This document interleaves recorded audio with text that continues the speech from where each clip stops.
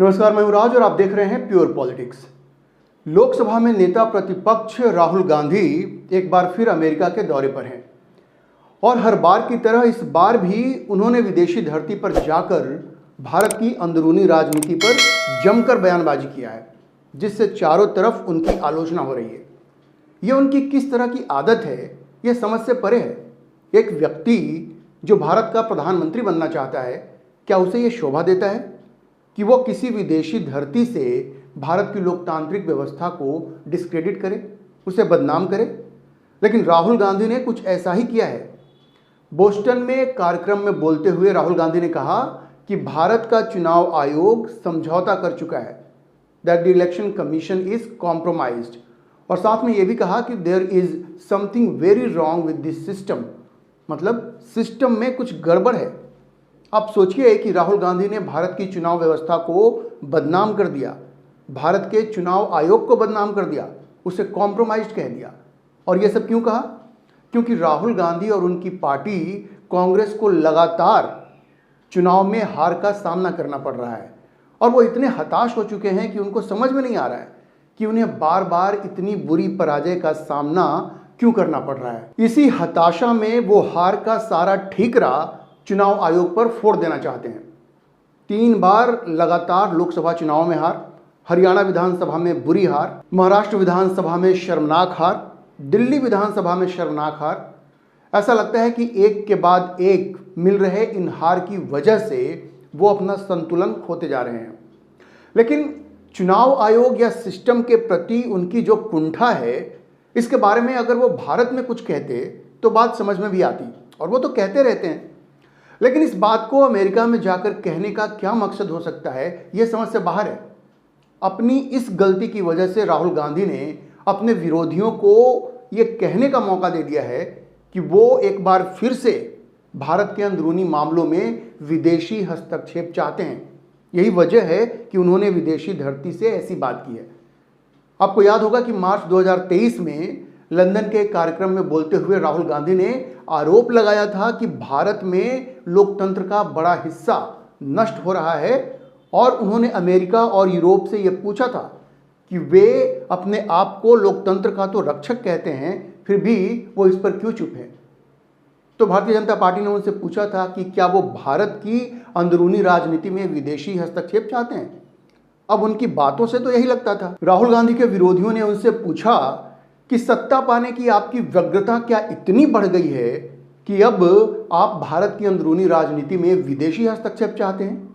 अब देखिए, बोस्टन में राहुल गांधी ने चुनाव आयोग और सिस्टम पर, पूरे सिस्टम पर आरोप इसलिए लगाए क्योंकि महाराष्ट्र में कांग्रेस की शर्मनाक हार को वो पचा नहीं पा रहे हैं। महाराष्ट्र की 288 सीटों की विधानसभा के लिए 2024 में हुए चुनाव में बीजेपी ने 132 सीटों पर जीत हासिल की थी, जबकि उसने कुल 149 सीटों पर अपने उम्मीदवार खड़े किए थे। अब भाजपा की जो सहयोगी पार्टियां थीं, शिंदे शिवसेना, उनको 57 और अजित पवार की एनसीपी को 41 सीटें मिली। मतलब महायुति को, ये जो एनडीए का गठबंधन था, उसको 288 में से 230 सीटें मिली। आप सोचिए जीत कितनी बड़ी थी। जबकि कांग्रेस ने 101 सीटों पर अपने उम्मीदवार उतारे थे और उसे सिर्फ 16 सीटों पर जीत मिली थी। आप समझ सकते हैं कि पराजय का अंतर कितना विशाल था। ये कितनी शर्मनाक पराजय थी राहुल गांधी की और कांग्रेस पार्टी। जब महाराष्ट्र के लोगों ने राहुल गांधी की पार्टी और उनके गठबंधन महाविकास अघाड़ी को बुरी तरह रिजेक्ट कर दिया, तो अपनी बेइज्जती पर पर्दा डालने के लिए और अपनी झेप मिटाने के लिए उन्होंने ये कहना शुरू कर दिया कि चुनाव सही से नहीं हुए हैं, और चुनाव आयोग पर उन्होंने पक्षपात का आरोप लगा दिया। लेकिन ये नहीं बताया कि साथ में झारखंड में भी चुनाव हुआ था और वहां भाजपा हार गई। तो अगर भाजपा हारी तो वहां क्या चुनाव आयोग पक्षपात नहीं कर सकता था? क्यों नहीं कर सकता था? और वायनाड में जहां से उनकी बहन प्रियंका जीती, तो वहां पक्षपात नहीं हो सकता था? तो जैसा मैंने कहा, देश के अंदर इस तरह के आरोप लगाना एक बात है, लेकिन विदेशी धरती से ऐसे आरोप लगाना, इसे बिल्कुल भी सही नहीं कहा जा सकता, क्योंकि इससे भारत की पूरी लोकतांत्रिक व्यवस्था बदनाम होती है, और वो भी बिना सर पैर के आरोप लगाने की वजह से। अब देखिए, राहुल गांधी ने बोस्टन में क्या कहा। उन्होंने कहा कि महाराष्ट्र विधानसभा चुनाव में वयस्कों की संख्या से ज़्यादा लोगों ने मतदान किया। चुनाव आयोग ने शाम 5:30 बजे, ये राहुल गांधी कह रहे हैं कि चुनाव आयोग ने शाम 5:30 बजे तक के मतदान के आंकड़े दिए और शाम 5:30 बजे से 7:30 बजे के बीच 65 लाख मतदाताओं ने मतदान किया। ऐसा होना शारीरिक रूप से असंभव है। अब देखिए, इससे ज़्यादा अतार्किक बात हो ही नहीं सकती, इससे ज़्यादा हल्की बात नहीं हो सकती। और इसकी वजह यह है कि हर बूथ पर हर पॉलिटिकल पार्टी का पोलिंग एजेंट होता है जो फॉर्म 17C पर सिग्नेचर करता है और सब कुछ सील पैक हो जाता है उसके सामने। और फिर 24 घंटे सुरक्षा बलों की निगरानी में ईवीएम रहता है और पार्टियों के एजेंट भी वहाँ रहते हैं, तो गड़बड़ी का तो सवाल ही पैदा नहीं होता। चुनाव आयोग ने उनके हर आरोप का विस्तार से जवाब दिया है, लेकिन अगर किसी को मानना ही नहीं है तो उसे कौन समझा सकता है। अब जहां तक 5:30 बजे से 7:30 बजे के बीच 65 लाख मतदाताओं द्वारा वोट डालने की बात है, तो इलेक्शन कमीशन ने भी स्पष्ट किया है कि चूंकि डेटा अपडेट करने का प्रोसेस बहुत जटिल है, इसलिए वो 5:30 तक कभी भी अपडेट नहीं होता। ये तो हम सब लोग देखते आ रहे हैं कि फाइनल डेटा देर रात तक ही आ पाता है। इसमें कौन सी नई बात है। अच्छा, इतना ही नहीं, राहुल गांधी के आरोप का एक बार फिर से जवाब देते हुए चुनाव आयोग ने मंगलवार को पूरी स्थिति स्पष्ट की और कहा कि महाराष्ट्र विधानसभा चुनाव के दौरान, ये बहुत इंपॉर्टेंट है, इसको ध्यान से सुनिए। चुनाव आयोग ने कहा कि महाराष्ट्र विधानसभा चुनाव के दौरान सुबह 7 बजे से शाम 6 बजे तक कुल 6,40,87,588 मतदाता मतदान केंद्र पहुंचे और वोट डाला। मतलब औसतन प्रति घंटे हर घंटे करीब 58 लाख वोट डाले गए। देखिए, 1 घंटे में 58 लाख वोट डाले गए, तो 2 घंटे में 65 लाख वोट पड़ने को असंभव कार्य कैसे बताया जा सकता है। ये जो राहुल गांधी कह रहे हैं कि असंभव था, फिजिकली इम्पॉसिबल था, अरे भैया, 1 घंटे में अगर 58 लाख वोट पड़ रहे हैं तो 2 घंटे में क्या 65 लाख वोट नहीं पड़ते?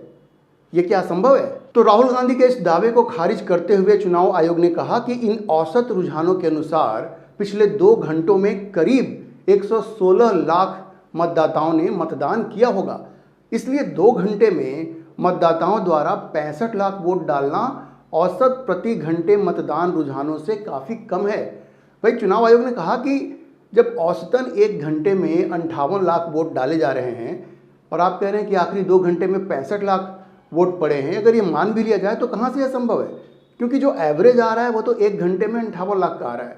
तो पूरी तरह से राहुल गांधी के इस दावे को खारिज कर दिया चुनाव आयोग ने और प्रमाण के साथ खारिज किया। और देखिए, जब आप ये सारी बातें भारत में उठा चुके हैं और चुनाव आयोग ने विस्तृत जवाब भी दिया है, एक बार फिर से मंगलवार को ये जवाब दिया है, उसके पहले भी चुनाव आयोग इस पर स्पष्टीकरण दे चुकी है और बड़ा लंबा चौड़ा स्पष्टीकरण दे चुकी है, लेकिन राहुल गांधी को तो समझना ही नहीं था। फिर से जाके अमेरिका में उन्होंने ये बात उठाई। अब भाई, आप ये सारी बातें भारत में उठा चुके हैं, चुनाव आयोग ने जवाब भी दिया है। अगर आपको फिर भी शक है तो आप सुप्रीम कोर्ट जाइए, जाकर के इलेक्शन को चैलेंज कीजिए। वहाँ तो आपके बड़े बड़े वकील बैठे हुए हैं, उनका काम ही यही है, तो जाकर के आप चैलेंज करवाइए। अब इस बात को विदेशी धरती पर उठाने का क्या मतलब है? ये सवाल आज पूरा देश पूछ रहा है। फिर तो अगर ये आरोप लगते हैं कि मोदी को बदनाम करते करते अब आप भारत को ही बदनाम करना चाह रहे हैं, तो ये आरोप गलत नहीं है। जरा सोचिए, कांग्रेस कई दशकों तक सत्ता में रही और भाजपा और उसके पहले का इनका जो स्वरूप था जनसंघ, ये सब तो कई दशकों तक विपक्ष में रहे।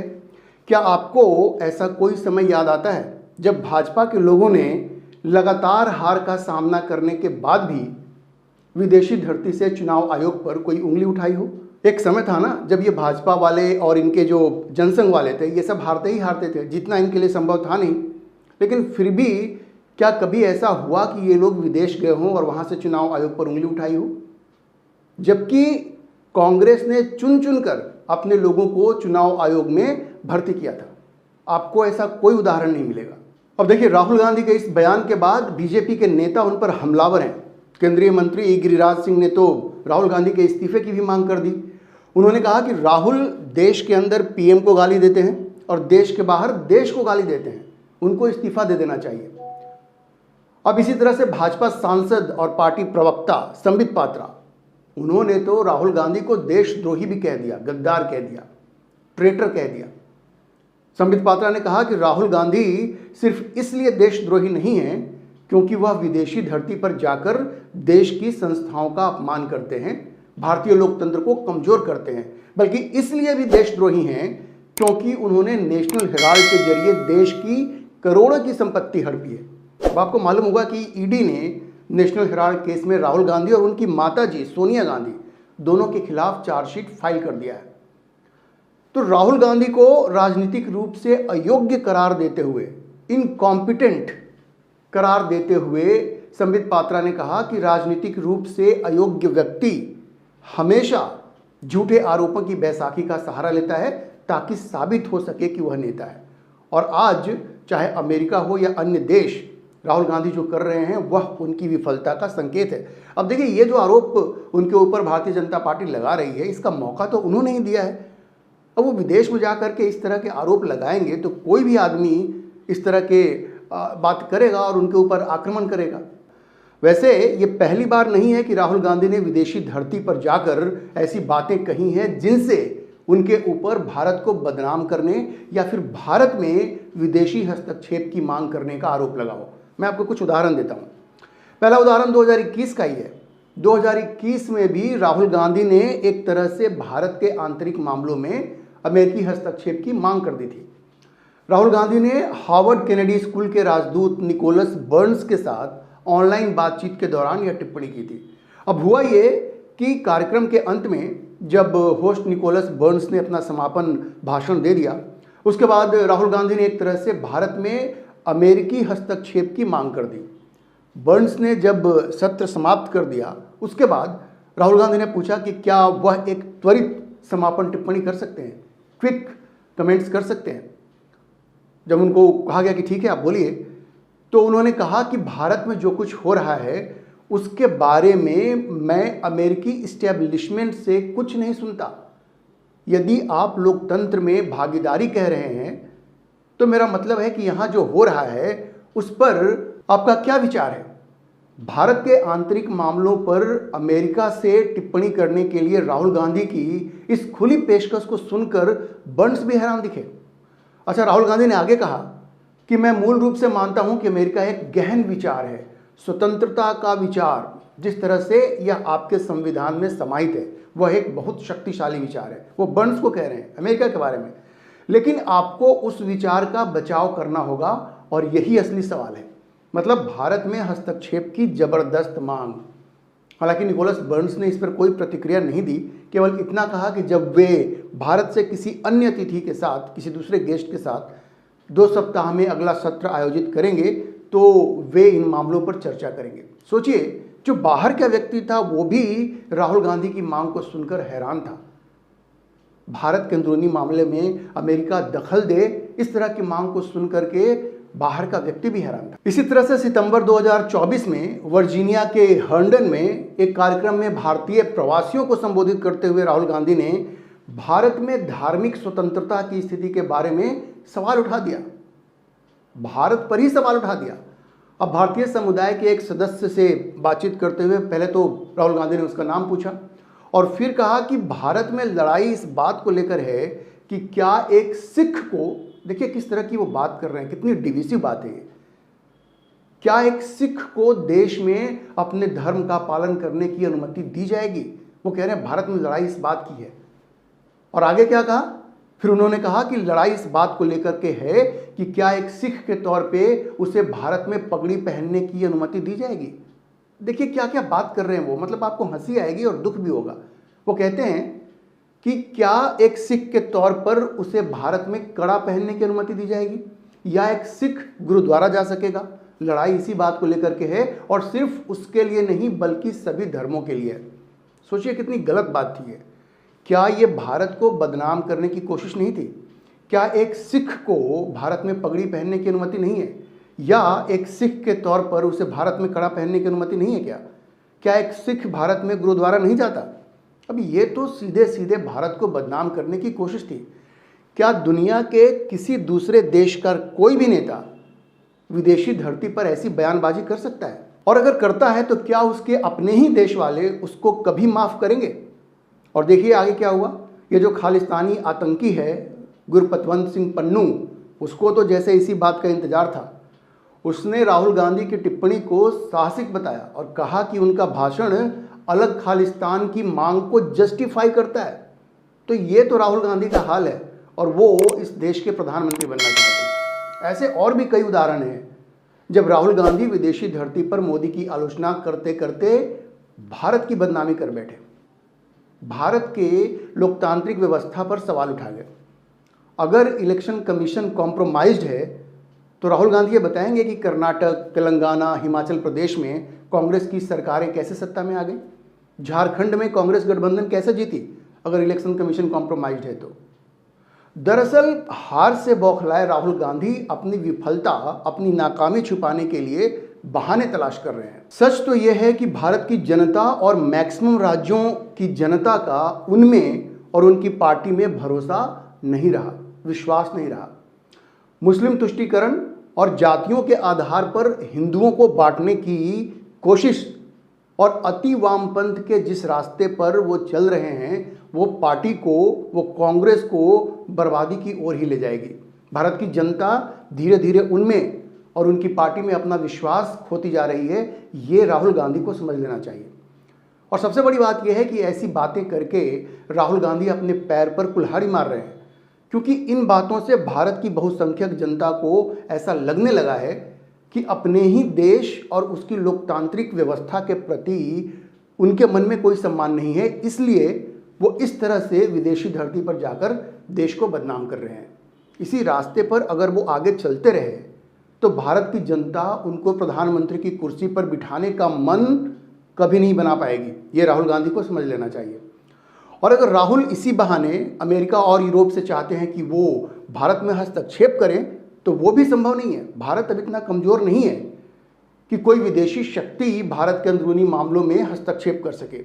भारत की जनता इसे कभी स्वीकार नहीं करेगी। राहुल गांधी जितनी जल्दी ये समझ लें उनके लिए उतना ही बेहतर होगा और उनकी पार्टी के लिए भी बेहतर होगा। इस मुद्दे पर आप क्या सोचते हैं, अपनी राय कमेंट बॉक्स में ज़रूर लिखें।